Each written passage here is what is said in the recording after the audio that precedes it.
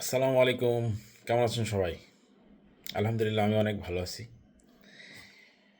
তো আজকে একটু ১২ তারিখের নির্বাচন নিয়েই কথা বলব।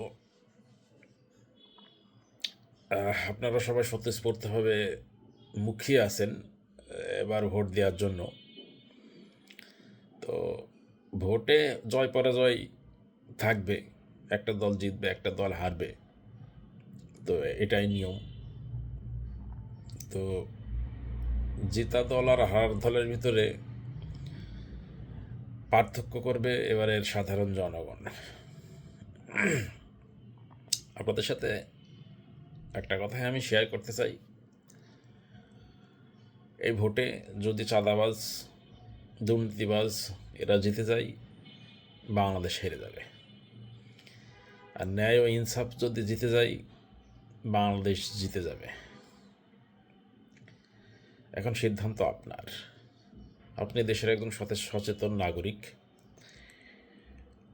আপনার ভোট আপনি দিবেন, যাকে খুশি তাকে দিবেন। আপনার ভোটে কেউ হস্তক্ষেপ করবে না। আর আপনি যখন ভোট কেন্দ্রে যাবেন বা ভোট দিবেন গোপন কক্ষে, সেখানে কেউ দেখতেও যাবে না আপনি কাকে ভোট দিচ্ছেন। আপনার ভোট আপনি দিচ্ছেন, যাকে খুশি তাকে দিচ্ছেন। আর এর থেকে আর বড় মানে কোনো কথা নাই।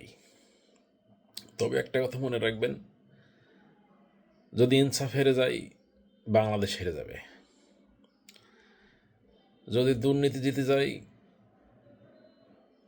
বাংলাদেশ হেরে যাবে।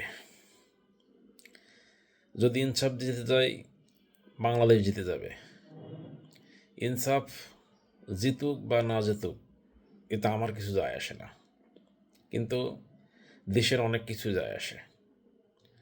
অতএব আপনার ভোট আপনি দিন, ন্যায় ইনসাফের পক্ষে দিন। দেশের কল্যাণের জন্য কাজ করুন।